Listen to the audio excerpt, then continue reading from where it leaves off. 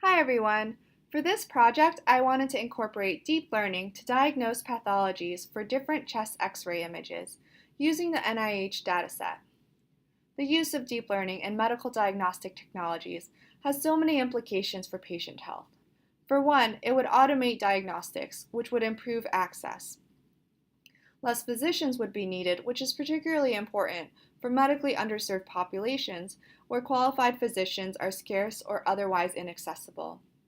It could improve accuracy as there is less risk of human error. Ultimately, this could improve patient outcomes as patients could be diagnosed earlier with improved access and more accurately, leading to earlier treatment. I worked with a random sample of the NIH dataset, which is originally comprised of over 100,000 chest X-ray images. The sample contained over 5,000 chest X-ray images, which I resized from 1024 by 1024 to 128 by 128. I then wanted to conduct some exploratory analyses to understand the data a bit better before building feed-forward and convolutional neural nets to see what worked best for diagnosing the chest X-rays. All visualizations were done on Jupyter Notebook.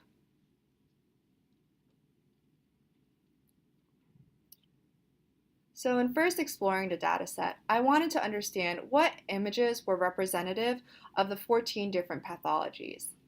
Then I wanted to understand the overall characteristics of the dataset. One of the interesting characteristics of the dataset is that many of the images were actually labeled with multiple pathologies. For example, a single X-ray could be diagnosed with pneumonia, pneumothorax, etc. For the purposes of this project, these X-ray images were excluded, and only images that were representative of a single pathology were used.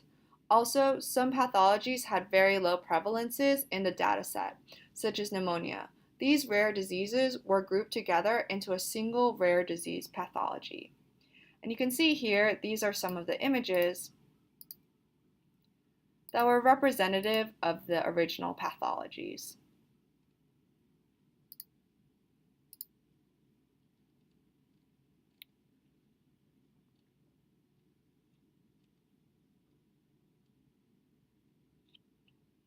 When you look at the final clean data, there is still a clear class imbalance. Over 3,000 images were labeled as no finding, which is not surprising, but must still be dealt with. There were several different approaches that we experimented with.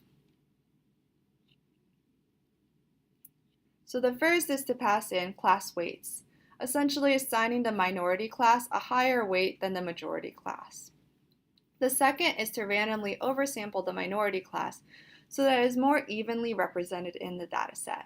And finally, the third is to perform data augmentation, artificially creating new images by randomly rotating and flipping existing images so that the model has more to work with. For the neural nets, different hyperparameters were experimented with, including the optimization method, regularization method, learning and decay rates, and batch size. The neural net architecture was also experimented with. It was found that regardless of hyperparameters, feed-forward neural nets, or essentially multi-layer perceptrons, were simply not adequate for the complexity of the data. The validation metrics remained the same regardless of what was changed. So you can see here that the validation metrics stayed constant. And this was with class weights. Similarly, for randomly oversampling, the validation metrics also stayed the same.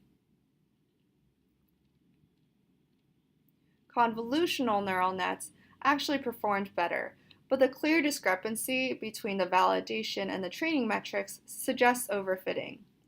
In spite of the different hyperparameters used or the methods used to deal with class imbalance, this suggests that the data is actually flawed in some way. So it turns out, with additional research, it was determined that the data set itself was very flawed. Labels were actually not simply based on the images themselves, but on associated clinical reports. And so the images weren't actually always representative of the untreated pathologies that we were expecting the models to identify.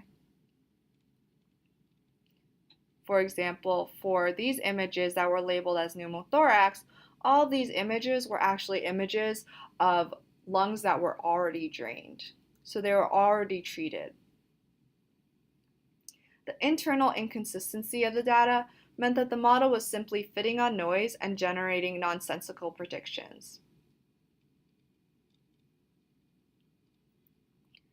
With that, it is clear that the approach taken to address suspected issues of overfitting, class imbalance, they were actually sound. However, if the data is fundamentally flawed, any subsequent steps taken cannot actually fix that.